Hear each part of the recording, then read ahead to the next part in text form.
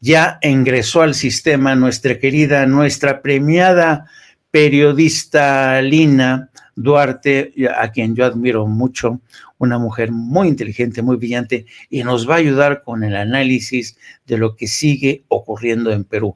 ¿Cómo estás, querida Aila? Bienvenida. Hola, ¿qué tal, querido Jaime? Pues un gusto saludarte a ti y a toda la audiencia de Sin Censura. Y también, antes de cambiar de tema, pues justamente no bajemos la guardia con el tema del INE. Lo que hemos visto en otras latitudes justamente y parte de las lecciones tiene que ver con los roles que las instituciones sumamente conservadoras, que no han dudado en hacer gala, ¿no?, de todas estas herramientas que tienen a su alcance.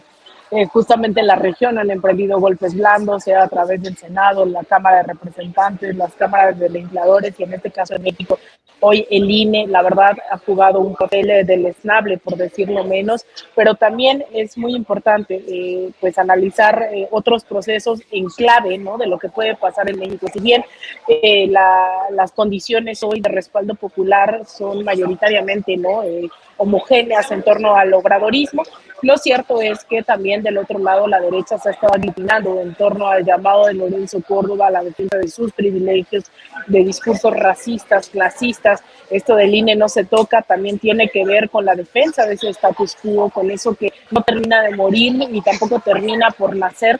Y vemos que no solamente organizan marchas, sino también convocan a otras derechas internacionales que se pronuncien, empezando por el Departamento de Estado, ahora por la OEA, también en su momento el Consejo Europeo. Entonces son varios los elementos que se están todavía consolidando en torno a este instituto. Abiertamente, creo yo, hay que decirlo ya, se va configurando como un elemento golpista en este país, así que no hay que bajar la guardia en torno a lo que está diciendo Lorenzo Córdoba todos los días, asusando a la derecha, querido Jaime. Pues sí.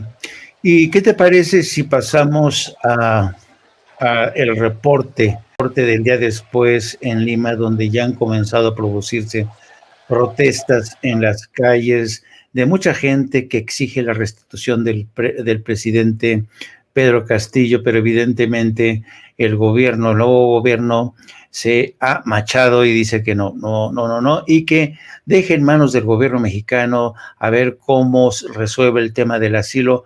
Pero no parece muy sincero este diálogo que ofrece el gobierno peruano, porque por un lado acusan de injerencia al gobierno de México, pero por otro dicen que sí, que dejan entreabierta la puerta.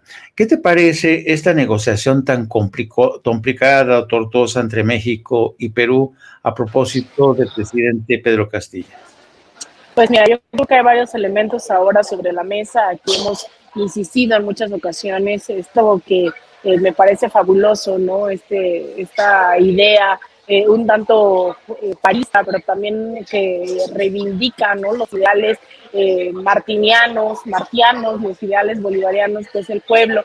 Solo el pueblo puede salvar al pueblo. Y eso tiene, y lo recupero, porque lo que estamos viendo es a lo mejor un efecto tardío después de un golpe de Estado. Si bien la decisión del presidente Pedro Castillo de disolver al Congreso no tal vez fue la mejor decisión tomada, lo cierto es que el golpe no se orquestó solo en este día, sino en las múltiples alteraciones a la vida democrática del Perú, que en más de una ocasión pues estuvieron atacando totalmente al presidente, ¿no? Lo atacaron a través de intentos de destitución. Este era el tercer intento de destitución. Los medios de comunicación jamás bajaron la guardia, como tampoco bajaron la guardia el fujimorismo, la ultraderecha, y ahora vimos las consecuencias de esto.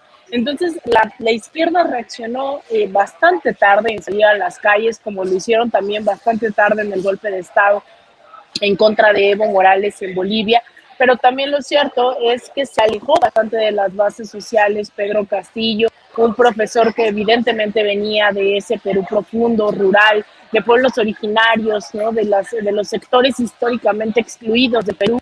Sin embargo, pues no logró, incluso en su momento decidió renunciar inmediatamente al partido que le dio la victoria, no se acercó a los movimientos sociales, Y para esta última recta que vimos en estos días, pues evidentemente ya las izquierdas estaban fragmentadas y se permitió este golpe de Estado que después trató de aminorar, ¿no? O tratar de evitar a través de la disolución del Congreso que decidió su destitución.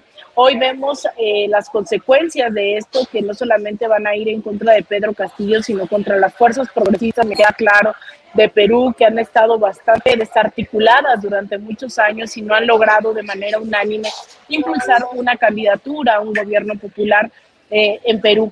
El caso ya de México, creo que la lección que nos deja es que la solidaridad, la empatía, la hermandad entre gobiernos populares democráticamente electos, pues puede salvar vidas, no solo la de Evo Morales, en este caso la derecha fujimorista no intentó asesinar a Pedro Castillo, como lo hicieron con Evo Morales en Bolivia, ahora lo pusieron preso, pero el tema de la solidaridad y el internacionalismo es fundamental hoy para vencer a la derecha, que también tiene alianzas regionales por todo el continente.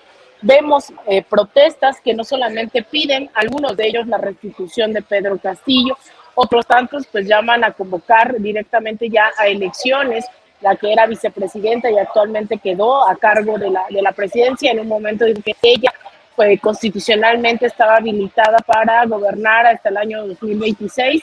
Sin embargo, dijo, bueno, está bien, me voy a sentar a dialogar dadas las presiones de la población peruana que dice, pues no, ella no es democráticamente electa.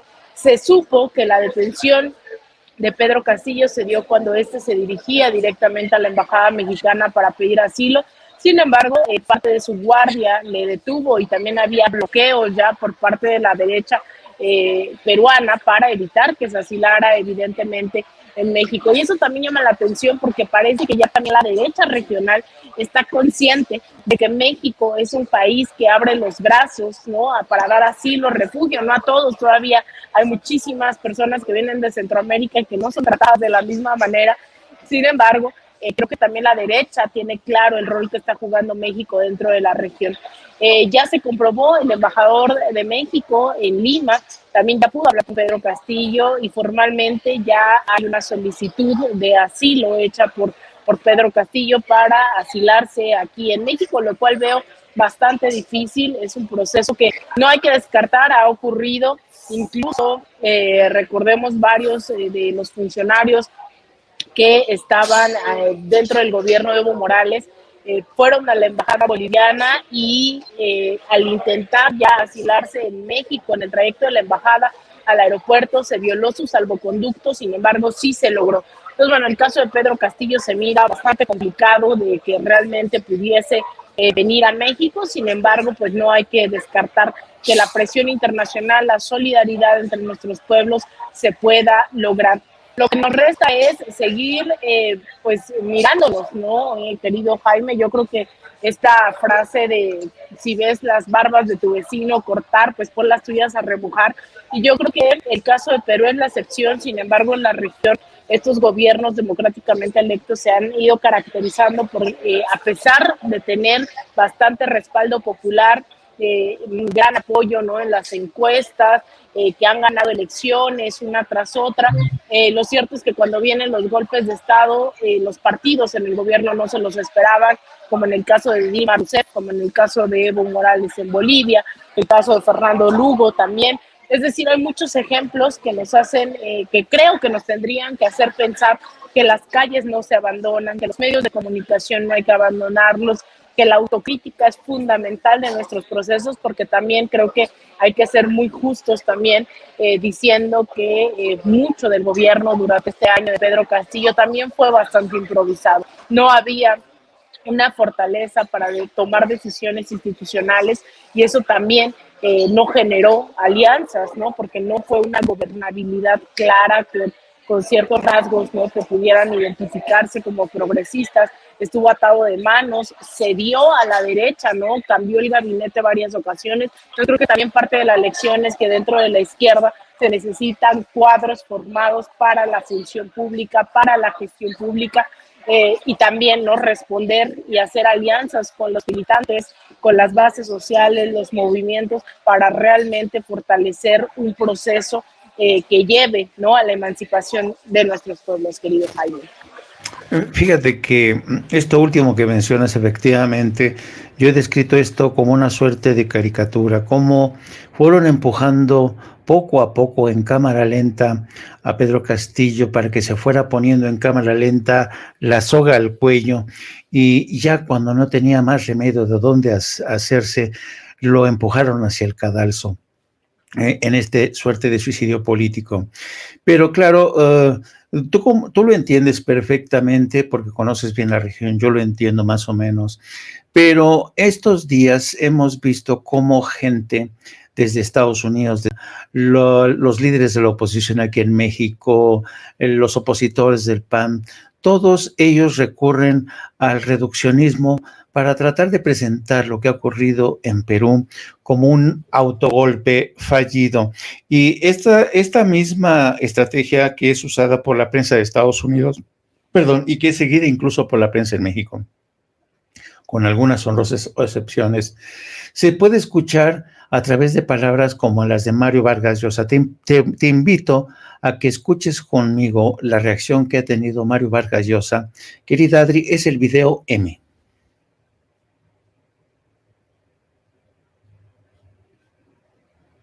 Quisiera condenar en los términos más enérgicos el intento del presidente Pedro Castillo de dar un golpe de Estado poniendo de su parte al ejército, y a los militares peruanos felicitarlos por haberse identificado con las leyes y haber rechazado este rol de comparsas que quería infligirles el expresidente.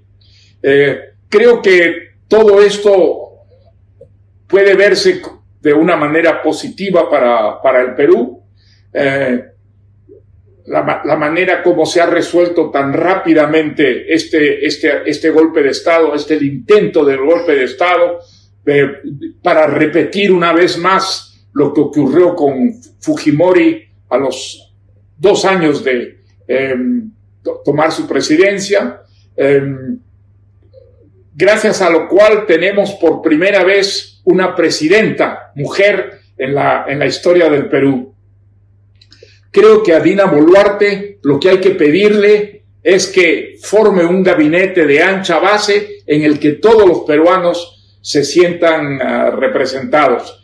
Y creo que este es un momento más bien optimista y feliz para nuestra patria. Pues, ¿cómo ves estas declaraciones de Mario Vargas Llosa, asegurando que lo que ha ocurrido en Perú es lo mejor que le ha podido pasar al pueblo peruano? Mira, yo creo que Mario Vargas Llosa habla evidentemente desde el resentimiento. Él fue candidato presidencial en Perú en su momento, incluso en contra de Fujimori.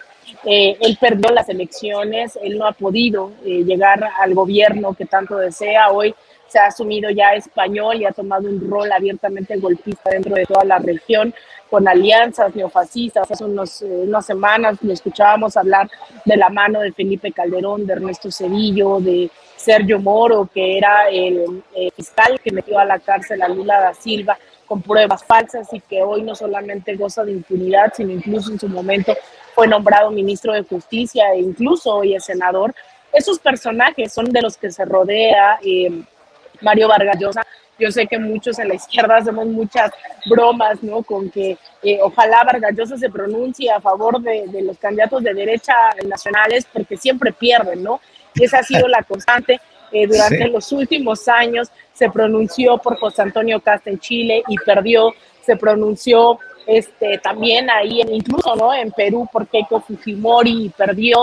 Se pronuncia, ¿no?, por todos los perdedores en contra de la izquierda. Se pronunció también en el caso de Brasil, ¿no?, por la reelección de Jair Bolsonaro. Se pronunció en Colombia por se me acaba de Rodolfo Hernández. Es decir, se ha pronunciado por todos los grandes perdedores. Entonces, desde ahí sabemos que su balance no es un contexto político, sino sus deseos de que la derecha gane espacios dentro de la región, dentro pues a nivel internacional incluso.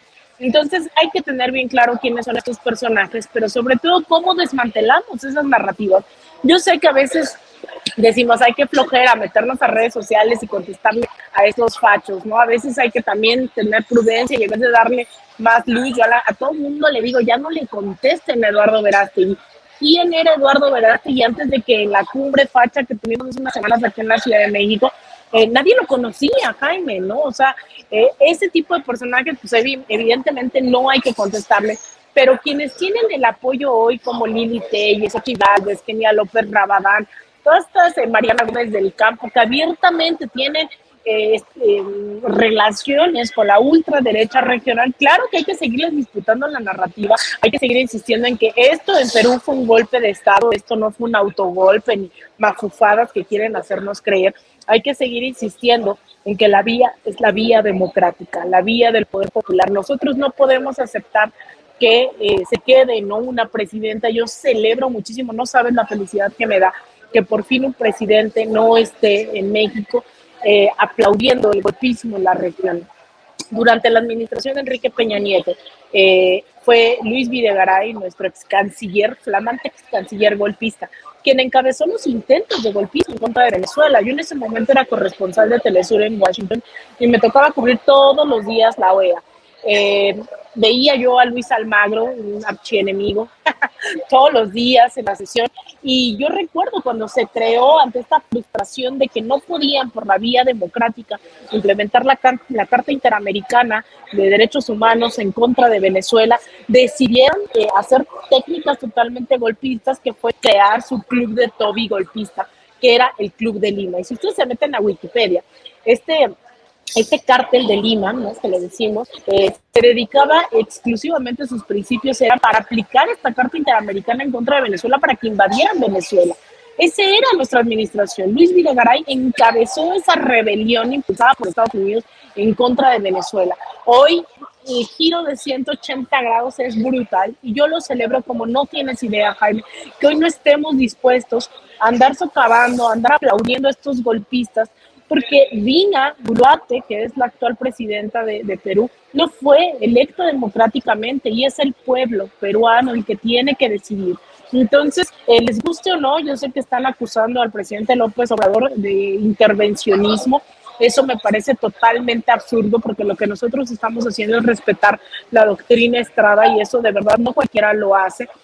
Y la doctrina Estrada, que está establecida en nuestro artículo 89, fracción 10, habla de la autodeterminación de los pueblos, de la soberanía de las naciones, habla de la solución pacífica de nuestras controversias, habla de la no intervención, y eso pasa porque incluso nosotros aquí en México durante los últimos 4 años no solo hemos dado asilo a quienes han sido expulsados por estos fascistas en la región, no solamente hemos recibido a Evo Morales, no solamente hemos recibido a casi todo el correísmo, ¿no?, que fue exiliado desde el 2019, también incluso a diputados de la oposición venezolana, y eso la derecha lo tiene que tener bien claro.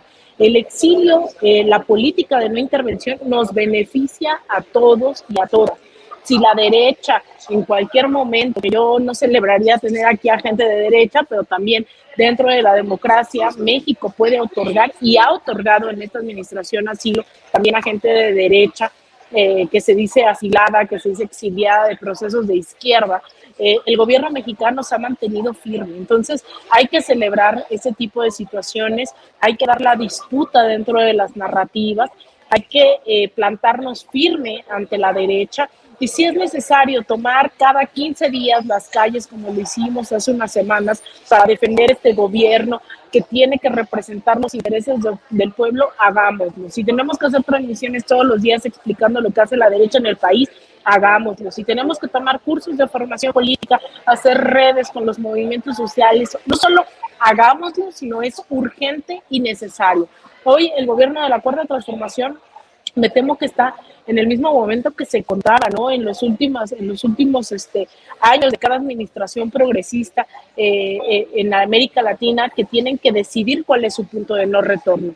Si el punto de no retorno es entonces ahora hacer alianzas con movimientos sociales, profundizar los debates de izquierda, ser más democrático, hacer de las demandas históricas de derecho a la vivienda, al agua, al territorio, a una vida digna, tenemos que hacer eso. La izquierda no puede renunciar ni un milímetro a esos principios Y entonces, en ese punto de no retorno tenemos que decir de qué lado queremos estar. Porque entonces si flaqueamos en algún punto, si dejamos los medios, si dejamos las redes sociales, si dejamos las calles, si dejamos la formación política, si dejamos a su suerte a los movimientos feministas del campo, etcétera, etcétera, entonces creo que es más fácil que la derecha avance. Cuando nosotros no damos un paso adelante, ellos nos hacen retroceder. Entonces creo que estamos en ese momento donde la lucha es muy visible, una lucha encabezada por los Claudio X González, por los Marco Cortés, por los Lorenzo Córdoba, por los Ciro Murayama. Los enemigos son claros y hay que quitarles las máscaras, hay que dar la batalla, no hay que flaquear y hay que seguir tomando las calles. Entonces, lo que digo es, estamos en un gran momento de toma de decisiones, de fortalecer el proceso, de no ceder ante la derecha ni un solo milímetro, porque las consecuencias no las va a pagar Andrés Manuel López Obrador, no las va a pagar Marcelo Ebrard, Claudia Sheinbaum, Adán, ni mucho menos, las vamos a pagar el pueblo mexicano. Entonces yo creo que este es un gran llamado a ver que de la noche a la mañana esta gente, sobre todo la izquierda que subestima a la derecha, puede pagar bastante caro, ¿no? Con exilios, con golpes de Estado, con asesinatos, que fue en el caso de Bolivia, el golpe de Estado costó la vida a 37 indígenas en Sacaba y en Sencata. Esas son las consecuencias reales del regreso de la derecha. Cuestiones sumamente antidemocráticas, campañas y discursos de odios, etcétera, etcétera. Esto no es un juego, nos estamos jugando no solo el presente, sino el futuro de las generaciones venideras. Pues fíjate que escuchándote, Alina, yo diría, a propósito de lo que estás diciendo, de cómo México y toda América Latina tiene que recalibrar su política exterior en estos tiempos. Pero uno de los problemas que yo veo que hemos enfrentado en México en particular es que primero tenemos una derecha que tiene la memoria muy flaca, o les conviene tener una memoria muy flaca. Y luego también tenemos a una juventud que muchas veces desconoce el pasado, ¿no? Y cuando estabas hablando de la firmeza que es necesario tener en este tipo de coyunturas, yo me acordaba de la firmeza que tuvo en su momento Lázaro Cárdenas, cuando decidió ponerse del lado de la República en este amago, en esta guerra civil española, en la que al final expulsaron a la República. México fue el único país que reconoció a la República Española y hizo honor a su política de asilo. Y gracias a esa política de asilo hubo decenas, cientos de refugiados políticos españoles que se fundieron aquí con las clases intelectuales. Hubo realmente espléndos refugiados políticos de España. Y luego, cuando los golpes de Estado asolaron a toda América del Sur, con la horrorosa Operación Cóndor, también México hizo honor a su política de asilo. ¿Y cuántos nos beneficiamos de esos asilados políticos de Argentina, de Chile, de Bolivia? Yo tengo entrañables amigos de esa época. Así es que yo creo que México hace muy bien en seguir honrando esa tradición que nos ha hecho distinto. México es un país muy distinto y México sigue siendo por eso mismo un destino de esperanza, ¿no? Donde muchos pueden poner fin a la persecución política, y tienes razón. Yo creo que México tiene que mantenerse firme, y hay que recordar que esta tradición de asilo no es algo espontáneo, no es una ocurrencia, sino que tiene raíces profundas. Una última pregunta antes de que te nos vayas, querida Alina. Es una pregunta, yo odio las preguntas especulativas, pero hay veces en que mucha gente se está preguntando lo mismo. ¿Tú crees que es viable? ¿Tú crees que vaya a haber elecciones? ¿Tú crees que la presidenta en funciones, Dina Boluarte, acepte convocar elecciones en estos momentos en Perú en el corto plazo? Mira, yo creo que la decisión y los procesos históricos no dependen de una sola persona. La historia que se está escribiendo hoy en Perú no va a depender exclusivamente de quien quede al cargo de la presidencia.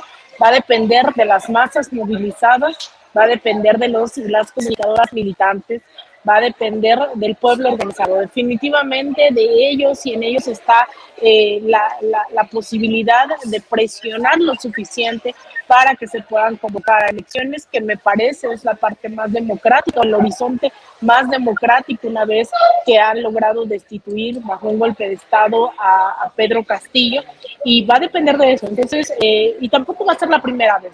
Perú, lamentablemente, lleva en un proceso de ingobernabilidad durante muchísimos años.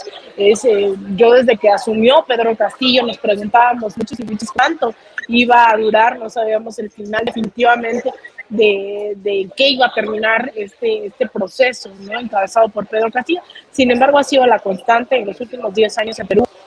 Han tenido ahora 11 presidentes con la que está actualmente. Y así como en Perú, pues los procesos en América Latina dependen solamente del pueblo organizado. No solamente depende de Andrés Manuel López Obrador, no solamente depende de ahora Lula da Silva, de Gustavo Petro y Francia Márquez, depende de qué tanto el pueblo se movilice para exigir. Yo sé que a veces decimos, la voluntad se tiene que hacer presente, pero de la voluntad las burguesías, las oligarquías no entienden con voluntades. Mucha puede ser la voluntad de Pedro Castillo, pudo haber sido la voluntad de Pedro Castillo de cambiar las cosas. Sin embargo, si los sindicatos no se movilizaron, si los campesinos no se movilizaron, las oligarquías creen tener el poder suficiente para mantener las cosas como están. Y eso pasa aquí en México y va a pasar, y pasa en Chile actualmente. La gente decía qué tan de izquierda puede ser o no Gabriel Boric. Bueno, pues eso dependerá también del pueblo chileno, de hasta dónde avancen con sus gobernantes. Entonces no tenemos una bola de cristal para saber el futuro. Lo que sí tenemos es la certeza de que solo el pueblo organizado y movilizado puede salvar al pueblo. Pues muchísimas gracias, querida Alina. Yo en lo personal no había tenido la oportunidad de felicitarte por ese merecidísimo premio de periodismo. Eres un orgullo para este espacio de Sin Censura y eres admirable como mujer, como periodista y como analista. Te mando un fortísimo abrazo de corazón, de colega a colega. A mí me dio muchísimo gusto que este año recayera ese premio en nuestra querida Lina Duarte, y así que con mucho cariño y admiración te felicito, querida Lina. Jaime, muchísimas gracias. La verdad es que tú sabes no solo lo difícil que es hacer periodismo, sino lo difícil que es también no perder la fe, no perder las fuerzas al momento de saber que lo que uno hace es lo correcto, aunque no se habían pagado, aunque no sea lo que aparece en los grandes titulares, pero al final ha sido la gente, han sido los y las colegas como tú quienes me siguen inspirando, quienes me siguen sosteniendo a pesar de los ataques, vengan de la derecha, de amenazas, vengan de las redes sociales, venga de los mismos incluso compañeros y compañeras, ¿no?, que a veces no entienden que posicionarse no le quita ética al periodismo, ni le quita fortaleza, ni mucho menos. Entonces, la verdad, agradecerte a ti, a todo el equipo de Sin Censura y obviamente a la audiencia, que además no es menor, es quien hace posible todo este periodismo, quienes me llevan lo mismo a Chile, que a Venezuela, que a todos lados. Entonces, con ese mismo apoyo es con el que yo he podido seguir, con el que he podido hacer periodismo, no solo seguir, sino sostenerme, no perder la esperanza, leer los comentarios en el chat, de verdad no es cualquier cosa. A veces las cosas parecen muy oscuras entre tanta amenaza, entre tanto bloqueo, golpeteo. Decía, como si fuera la derecha, fueran amenazas, pero también incluso el INE, ¿no? Han sido momentos bastante pesados, especialmente este año. Sin embargo, con su apoyo, con su fuerza, con esos apapachos, con esos comentarios, esos emojis, mensajes, cada una de las felicitaciones las he leído, las he guardado en mi corazón y de verdad les agradezco muchísimo todo el apoyo, y para mí siempre un gusto coincidir contigo, Jaime. Espero que sean varias las veces que el camino nos ponga aquí juntos y juntas para analizar lo que pasa en México, en el mundo, pero sobre todo para seguir haciendo lo que nos gusta, lo que amamos, lo que hacemos con tanta pasión, que es informar al pueblo para que también tengamos herramientas de organización, de movilización. Entonces, bueno, te mando un abrazote y pues nos vemos mañana acá, mañana no, hasta el lunes sí, en Sin Censura. también por acá. Te mando un abrazote, Vicente, a ti, a todo el equipo y obviamente a la audiencia de Sin Censura. Gracias, querida Lina, cuídate por favor. Gracias, te mandamos un abrazo muy fuerte. Pues ahí tenemos a nuestra querida reina de Xochimilco, con su análisis siempre puntual de lo que está ocurriendo y puede ocurrir en Perú. Amigos, amigas, regresamos en breve, pero mientras seguimos hablando sin pelos en la lengua, sin censura, usted puede suscribirse a nuestros 3 principales canales en YouTube. Sin Censura Media, en donde tenemos más de 1,600,000 suscriptores, Sin Censura TV, en donde tenemos más de 1 millón de suscriptores, y en Sin Censura Presenta, en donde queremos llegar muy pronto a los 100,000 suscriptores. Si usted ya está inscrito en Sin Censura Media, suscríbase en Sin Censura TV. Si ya está suscrito en Sin Censura TV y Sin Censura Media, suscríbase a Sin Censura Presenta. Recuerde que es gratis, no tiene que sacar un solo centavo de su bolsillo para apoyarnos. Dele clic en la campanita para que los señores y señoras de YouTube envíen las notificaciones cuando estemos transmitiendo en vivo y en directo o estemos subiendo videos. También nos puede seguir en Twitter en @_Vicente Serrano y hasta en Instagram. Ojo, también estamos en Instagram. Son nuestras redes sociales y con el apoyo de ustedes seguimos creciendo, porque con ustedes todo, sin ustedes nada.